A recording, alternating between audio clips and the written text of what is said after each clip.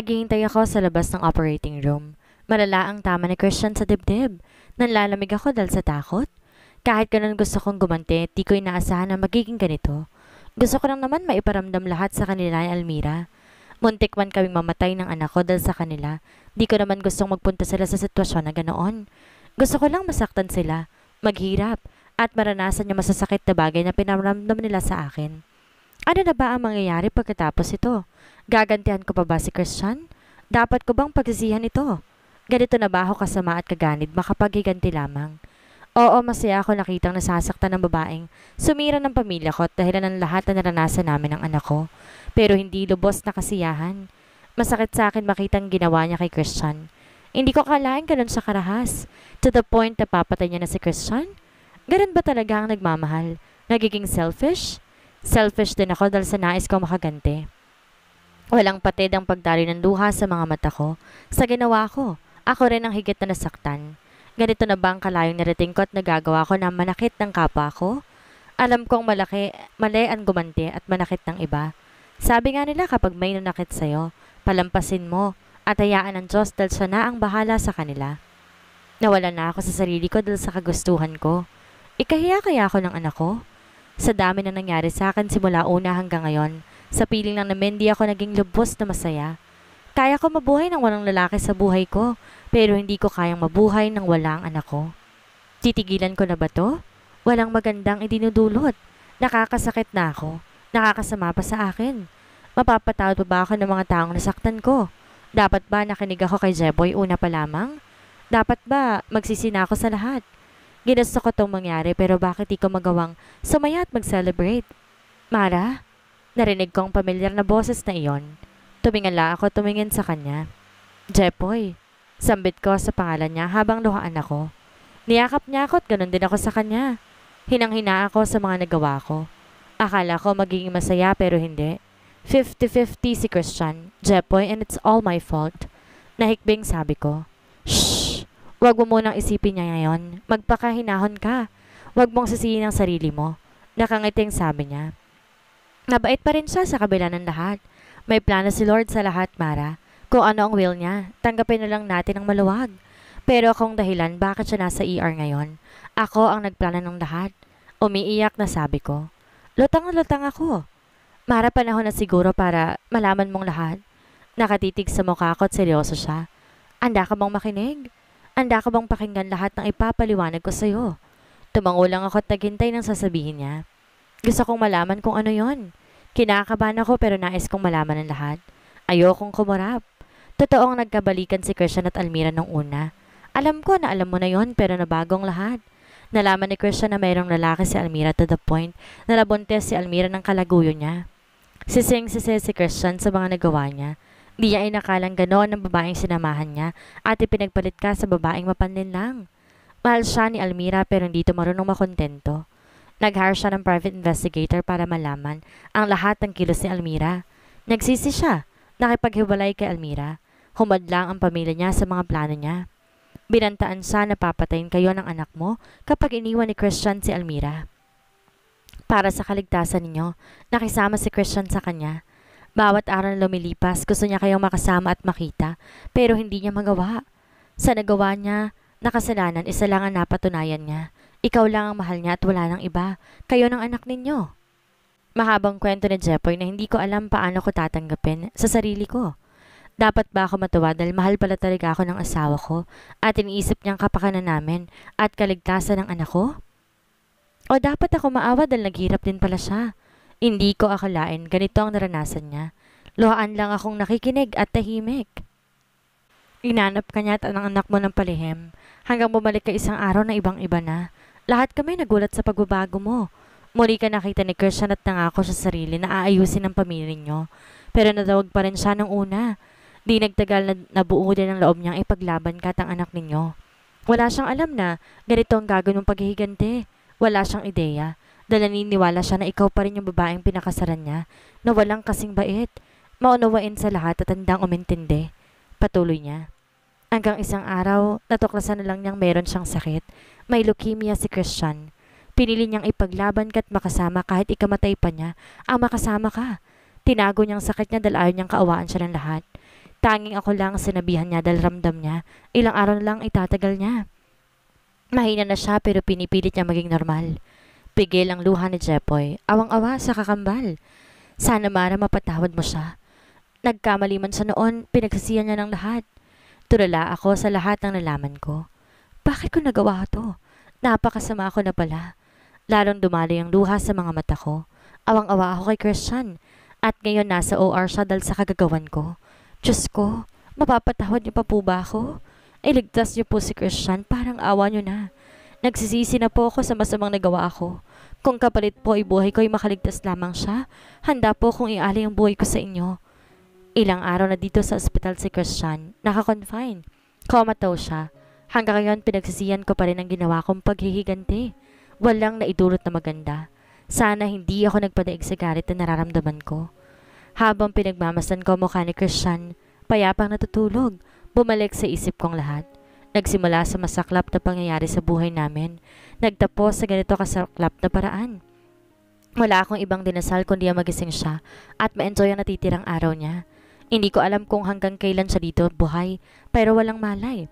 Masakit na ako ang dahilan. Masakit na ako nagtulak sa kanya sa ganitong sitwasyon. Pero nangyari ng lahat. Nagsisina ako at natuto. Si Almira ay tuluyang nawala sa katinoan.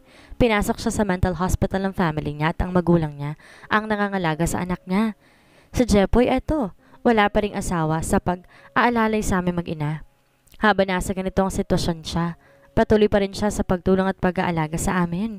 Bilib na bilib ako sa kanya. Hanga ako sa kabaitan niya. Bihira lang ang lalaking kagaya niya. Maswerte ang babaeng mapapangasawa niya. Diyos ko, kailan niyo po gigisingin si Christian? Gusto ko po makabawi sa mga nagawa ko at gusto ko po makabawi siya sa anak niya. Hindi man maganda ang mga nangyari na nakaraan, malino na lahat at tatapos. Gusto ko mapasaya mga araw niya dito sa mundo. Sana talaga magising na siya. Christian's POV. Nagmulat ako ng mga mata at si Mara agad ang nagistan ko na natutulog na sa tabi ko. Nakasubsob ang mukha niya, hawak ang kamay ko. Masaya ako makita siyang ligtas at wala namang masamang nangyari sa kanya. Marami na siyang paghihirap na naranasan dahil sa akin. Wala ako ibang magagawa kundi sundin ang mga gusto niya at pasayahin siya sa mga huling araw ko. Gusto ko sila ng anak namin ang kasama ko hanggang sa huling hininga ko dito sa mundo. Hinaplos ko ang malambot niyang buhok, ang pisngi niya. Pinagmasdan ko maganda niyang mukha. Napakaganda at napakaamo pa rin ang mukha niya. Nag-iisang babaeng pinakasalan ko, minahal ko ng totoo. Nasaktan ko man siya at naligaw ako, siya pa rin laman pala. Ang laman nito. Christian, Diyos ko, gising ka na. Kita kong saya sa mukha ni Mara. Dihim ako napangiti. Sandali tatawagin ko ang doktor. Nakangiting naluluhang sabi nito. Kailan pa ba ako dito at gaano na ako katagal na tulog? Pakiramdam ko'y matagal dumating ang doktor at sinek kong lahat. Alam ko, araw na lang ang hinihintay ko. Nagpapasalamat ako na bago dumating yung araw na yon, magagawa ko pa makasama at makabawi sa kanila. Napakaswerte ko dahil magagawa ko pa mga kailangan kong gawin bago ko makawala. Bagamat konting panahon na lamang, hindi ko alam kung hanggang kailan. Gagawin kong lahat para maging masaya at memorable ang bawat araw namin. Christian, masaya akong gising ka na. Sana mapatawad mo ako sa mga nagawa ko. Umiiyak pang sabi niya. Mara, akong patawarin mo dahil sa akin nag-umpisang lahat. Pero babawi ako sa inyo. Sana hayaan mo ako makasama kayo at pasayahin. Bigyan mo pa sana ako ng chance. Umiiyak na ring sabi ko. Sunod-sunod siyang tumango. Lumuluha man, nakangiti pa rin. Ramdam kong masaya-siya sa pagising ko. Niyakap niya ako na parang walang masamang nangyari sa nakaraan. Huwag ka nang umiyak. Hindi na kita paiiyakin.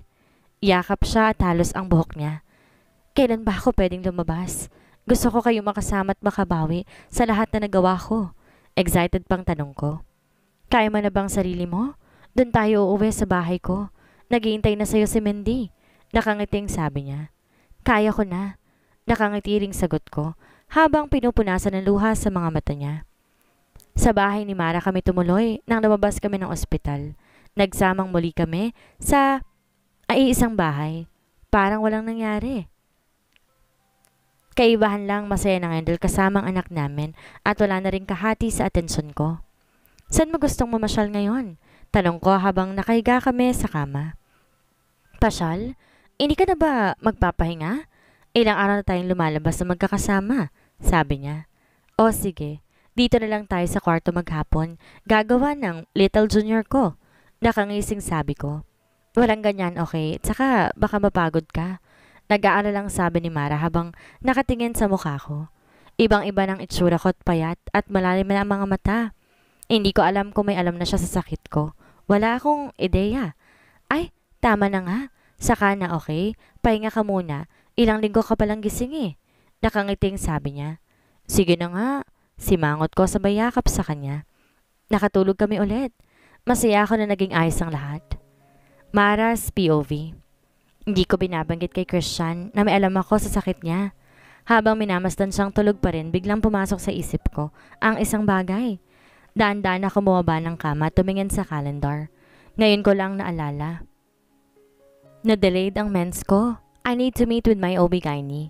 Nagpaalam ako kay Manang na aalis muna. Dumiretso ako sa OB-GYN ko at nang makarating ako, agad ko siyang nakausap. Kinuhanan ako ng urine sample at pinaghintay ng ilang minuto. Kinakabahan ako nang pumasok ng doc at dalang result. Congratulations, Mara, you're pregnant. Parang sasabog ang ulo ko sa sinabi niya. Di ko alam ko nung iisipin, mararamdaman. Nakaalis na ako sa klinik niya. Nakarating ako dito sa rest house ko. Lutang ako sa nalaman ko. Buntis ako at si Christian ulit ang ama. Masaya ako pero paano ng mga anak ko? Hindi ko alam kung kailan pero isang araw alam ko kukunin na siya sa akin. Paano na? Ring ring! Ring ring! Jepoy calling. Kinabahan akong bigla sa tawag niya. May masama bang nangyari? Hello Jepoy, may problema ba? Kinakabahang tanong ko. Mara, nasan ka? Nandito kami sa ospital. Si Christian isinugod na namin. Pumunta ka na. Takot na sabi nito. Agad-agad akong tumungo ng ospital. Madali ko silang nakita. Nasa labas si Mendy kasama si Manang. Si Jepoy na hindi na mapakali. Ano nangyari? Kamusta siya? Agad na tanong ko. Nakita namin siya walang malay sa sahig ng kwarto ninyo kanina. Sinugod namin siya agad dito sa ospital. Paliwanag ni Manang. Mabuti dumalaw itong si Jepoy. Kung hindi namin malalaman na nangyari sa kanya. Sabi pa nito. Wala pa bang sinasabi ang doktor? My voice cracked. Wala pa, Mara. Please, calm down. Everything will be alright. Paninigurado ni Jepoy. I sat beside Mindy, my little angel. Sa kanya ako humuhugot ng lakas. Then now may isang anghel na nabubuhay sa sinapupunan ko. Paano ng mga anak ko kapag nawala si Christian? Hindi ko akalain ang takot ko ngayon ang magbubulong sa akin sa kabila ng lahat. Mahal na mahal ko pa rin ang asawa ko. Si Christian, siya lang. Wala nang iba. Bumukas ang pinto ng ER at lumabas ang doktor. Sabay-sabay kaming lumapit sa kanya. Mr. Toralba told me to not tell anyone about his condition. I am sorry I cannot tell, sabi ng doktor. But doc, we need to know. Wika ni Jepoy. Ililipat na siya sa room niya. Siya na lang kausapin ninyo. Sabi lang nito at umalis na. Kinakabahan kong binuksan ang pinto. Nakita ko siya nakangiti sa akin at pinapasok ako sa loob. Christian, paano mo kinakaya to? Nakangiti ka pa rin sa kabila ng lahat? Patakbo ko lumapit sa kanya at niyakap siya na mahigpit. Hush baby, don't cry. Habang hinaplos itong buhok ko. I am so sorry for everything I've done. And that caused you so much pain. I said in between my sob. Don't think about it, babe. I will be strong for you and for Mindy. For us, I know I can make it. Napalakas nito ang loob ko. I love you, babe. I love you more, babe. Then, I felt his lips to mine. Christian's POV. Gusto kong lumaban sa sakit ko. Gusto ko makasama na matagal at mapasaya ang mag-ina ko. Pero paano na? Christian, I am so sorry. Magpahinga ka na. Pahina ka ng pahina. I don't know how to say this but you need to know. Sabi ng doktor habang nasa ER kami. I need to know everything, doc. Please tell me. Kinakabahan at natatakot ang tanong ko. I don't know gaano katagal pero less than a month na lang, Christian, ang itatagal mo. 3 weeks, 2 weeks, 1 week, hindi ko alam. But keep on praying. I believe in miracles. God always listen. Sabi nito. Parang binagsakan ako ng langit sa narinig ko. Sobrang sakit. Ngayon pang kasama ko na si Mara at si Mindy. Kung kailan pwede ko nang ayusin ang pamilya ko at makabawi sa lahat. Less than a month, ganun kabilis. Paano na? Doc, please, wag niyo na lang munang sabihin sa pamilya ko. Ako na lang bahalang kumausap sa kanila. He nod. Less than a month? Napakabilis naman. Magagawa ko pa bang makabawi sa maikling panahon? Mara's POV. Ganyan talaga ang buhay. Minsan akala mo okay na, akala mo ayos na, pero darating pa rin sa point na mas malala pa pala ang magiging sitwasyon. Masakit maloko, malakit pagsinungalingan. Pinaka masakit ang maiwan. Sa huli, lahat naman maiiwanan. Kapag dumating ang oras ng kamatayan, pinakamahirap na parte ng buhay ang mawalan ng minamahal. Iiwan ka dahil sa iba o iiwan ka dahil kailangan na niya magpahinga habang buhay. Wala makakapagsabi na hinaharap na mga maaaring mangyari. Kaya habang maaga pa't kasama natin sila, gawan ng kabutihan. Pahalagahan natin ang bawat araw na kasama natin sila. Oras na mawala sila sa piling natin. Hindi na maibabalik yung oras. Hindi na maitatama ang mali. This realization popped to my mind. Thinking Christian will die sooner or later made me feel so lost. Deep inside me, I still do love him. Masakit man makita siya sa piling ng iba. Mas gusto ko na rin yon kesa makita siyang nasa loob ng kabaong at walang buhay. Hindi humihinga. Mas masakit. Mahal ko siya anumang masasakit na bagay ang nagawa niya sa nakaraan. Tapos na at di na maitatama. Ang pasayahin siya sa mga natitira niyang mga araw, ang tanging ko magagawa. Ang makasama siya at ang anak namin at ang anghel na nasa sinapupunan ko. Babe, saan mo gustong pumasyal? Out of town tayo. Tanong ko kay Christian. Payat na siya. Nanalalim ang mga mata. Mahina na at nakaupo sa wheelchair. Kahit ganon kita pa rin ang kagapuhan niya. Ngumiti siya. Good idea. Maiksing sagot niya. Alam ko mahina na siya pero masaya ako makita siya nakangiti. Lumapit ako sa kanya. Niyakap ko siya at hinalikan sa noo. Masaya ako makita ka nakangiti sa kabila ng lahat. Mapatawad mo sana ako sa masamang binala ko noon. Makakabawi pa tayo sa isa't isa, hindi ba? Nakangiti ako sa kanya at pigil ang luha na mapaiyak. Tumango lang siya at ngumiti sa akin. Dala ng kahinaan, alam kong hirap na siyang makapagsalita. Nag-decide ako na sa beach house na Palawan kami pumunta. Tahimik doon, payapa at malayo sa gulo. Kasama ng anak naming si Mendy. Nayanda ako ng lahat ng gamit at dadaling pagkain. Hinihintay na lang ang pagdating ni Jepoy sa kagustuhan na din ni Christina na makasamang kakambal. Babe, on the way na si Jepoy, may gusto ka pa bang dalhin bago tayo umalis? Wala na. Sagot ni Christian na makasamang kakambal. Babe, on the way na si Jepoy. May kakaiba sa araw na ito. Iba yung mga tingin at ngiti ni Christian. Tahimik na tahimik siya. Lalong tipid na tipid ang sagot. Oh, guni-guni ko lang. Hindi ako nakatiis. Masama bang pakiramdam mo? Gusto mo pagpaliban muna natin to sa ibang araw na lang natin ituloy? Puro ng pag-aaral lang tanong ko. Ayos lang ako. Tipid na sagot ni Christian sabay ngiti ng tipid din. Kakaiba talaga. May lungkot ako nakikita sa mga mata niya na kakaiba. Kahit nakangiti siya may iba. Kinakabahan ako at natatakot. Ayoko mawala si Christian. Mahal na mahal ko siya. Hindi ko pa kaya may mangyayari sa kanya. Dumating kami na maaga sa beach house. Nayanda ako ng lahat ang dala namin saka nagpahinga. Babe, gusto mo ba magpahangin sa labas? Di naman ganun kainit ang sikat ng araw. Tango at ngiti lang muli ang sagot sa akin ni Christian. Ngumiti ako. Okay, wait lang. Kukuha lang ako ng iinumin mo. Mabilis akong kumuha ng inumin. Nakaramdam ako ng ibang kaba na para bang may mangyayaring masama. Hindi ko to pinahalata kay Christian. Let's go? Tanong ko. Tango lang ulit ang sagot niya. Lubhang napakahina na niya. Natatakot ako na may mangyaring hindi ko gusto. Ngayon pa na masaya kami magkakasama. Ngayon pa na may isa pang anghel na nasa sinapupunan ko. Ngayon ko balak sabihin sa kanya na buntis ulit ako at magiging ama na ulit siya. Babe, doon tayo sa ilalim ng puno para hindi ka mainitan ng husto. May sasabihin sana ako importante. Tahimik lang kami habang nakaupo siya sa chair. Nakaupo ako sa buhanginan. Pareho kaming nakatingin sa payapang dagat. Nagulat ako na bigla siya magsalita habang nakatingin sa dagat. Babe, sana natapatawad mo ako sa lahat na nagawa ko. Patawad na saktan kita ng husto. Lagi mo sanang tatandaan, mahal na mahal kita. At ang anak natin. Nasa man ako'y lagi ko kayong babantayan. Nanlamig ako sa sinabi ni Christian. Nagpapaalam na ba siya? Diyos ko, wag po muna. Wag po muna niyo yung kukunin ng asawa ko. Christian? Ramdam ko ang panalamig ng buong katawan ko. Patawad Mara sa lahat ng kasalanan ko. Huwag ka na magsalita ng ganyan, Christian. Tapos ng lahat iyon. Ang mahalagay buo na ulit ang pamilya nito at madadagdagan pa. Tumingin siyang bigla sa akin. Ngumiti ako. Oo, Christian, buntis ulit ako sa'yo. Magiging ama ka na ulit. Nakita ko may tumulong luha sa mga mata niya. Napakasaya ko Mara na malaman na magkakaanak na ulit tayo. Pinasaya mo ko. Hindi ko na nga lang siya makikita at makakasama at mahahawakan. Mahal na mahal ko kayo. Huwag kang magsalita ng ganyan, Christian. May awa ang Diyos. Hindi kanya pababayaan. Ito ang susi ng drawer ko. Ingatan mo sana yan. Tumango ako. Maaari ba ako matulog sa balikat mo? Oo naman. Halo-halo ang nararamdaman ko ngayon. Baby, kung naririnig mo man ako ngayon, sana mapatawad mo si Daddy. Basta lagi lang ako nandito sa tabi niyo ni Mommy at Ate, nakabantay. Kausap niya sa baby sa sinapupunan ko habang hawak niyan tiyan ko.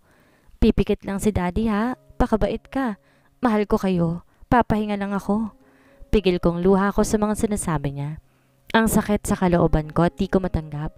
Namamaalam na ba siya? Habang nakaupo kami sa buhanginan, tahimik nang natutulog si Christian. Habang nakaunan sa balikat ko, nakatingin ako sa malawak na dagat sa harapan ko. Sari-saring emosyon ang nararamdaman ko.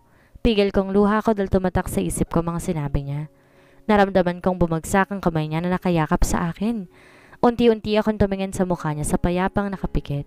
Niyakap po siya na mahigpit. Christian? Diyos ko, ang aking si Christian. Huwag mo akong iwan. Huwag muna, Christian. Payapang iniwan na ako ng asawa ko. Umiyak ako habang yakap siya. Christian, mahal na mahal kita. Nasaan ka man, ikaw lang mamahalin ko at wala lang iba. Magpahinga ka na at malaya ka na sa sakit mo. Mamimiss kita ng sobra-sobra. Kami ng pamilya at mga anak mo. Makalipas ang 1 buwan. Hanggang ngayon hindi pa rin ako makapaniwalang wala na nga siya. Na wala siyang nasa tabi ko. Ang lalaking pinakamamahal ko. Hawak ang susing iniwan niya, binuksan ko ang drawer. Nakita ko mga bank books niya, mga papeles at isang sulat. Nakita ko nakasulat sa sobre. Kinuha ko at binasa. To the love of my life, my wife, my one and only love, Mara. Hindi ko alam kung paano sisimulan ang huling sulat ko na ito. Oras na mabasa mo ito, sigurado nang nasa taas na ako at nagmamasid sa inyo. Pero gusto ko pa rin humingi ng tawad sa lahat ng kasalanan ko sa iyo at sa anak natin. Kahit na pinatawad mo na ako, gusto ko pa rin humingi ng tawad. Mahal na mahal ko kayo. Salamat sa pagbibigay sa akin ng chance na makasama kayong muli hanggang sa huling sandali ng buhay ko. Sa laman ng drawer na ito ay lahat ng iniiwan ko sa inyo. Inilipat kong lahat sa inyong lahat ng meron ako. Salamat sa wagas sa pagmamahal. Lagi lang akong nandito para sa inyo. Kung bubuksan mong muli ang puso mo at magmamahal ka ng iba, kung may posibilidad gusto ko sanang sa Jepoy ng lalaking iyon. Alam ko at sigurado ko sa kanya na hindi kayo pababayaan at sasaktan. Alam ko na mahal ka niya. Kung may posibilidad sa hinaharap, sana siya ang ipapalit mo sa akin. Mahal na mahal kita, asawa ko. Kung pwede lang makasama ka pa ng matagal, kung maaari ko lang pawiin ang sakit na meron akong gagawin, makasama lang kayo ng matagal pero tunay ngang kay bilis ng buhay. Kung alam ko lang nahahantong sa ganito, sana simula pa lang pinaramdam ko na sa iyong wagas kong pagmamahal. Gayon pa man isa lang may papangako ko. Hanggang sa kabilang buhay, dadalin kong pagmamahal na sa iyo ko lamang iaalay. Mahal na mahal kita, Mara. Salamat, mahal ko. Walang patid ang luha ko sa pag-agos. Buhay na buhay si Christian sa pakiramdam ko habang binabasa kong huling mensahe niya, ang kahilingan niya. Hindi ko alam kung bakit pero hindi ko kayang magmahal ng iba dahil siya lang ang nag-iisa para sa akin. Mahal na mahal kita, Christian. Alam kong lagi ka lang nasa tabi ko. Hindi ko alam kung magagawa akong papasukin sa buhay ko sa Jepoy gaya ng kahilingan mo. Ang alam ko lang ngayon, ikaw ang mahal ko at gusto ko makasama hanggang sa huling sandali din ng buhay ko.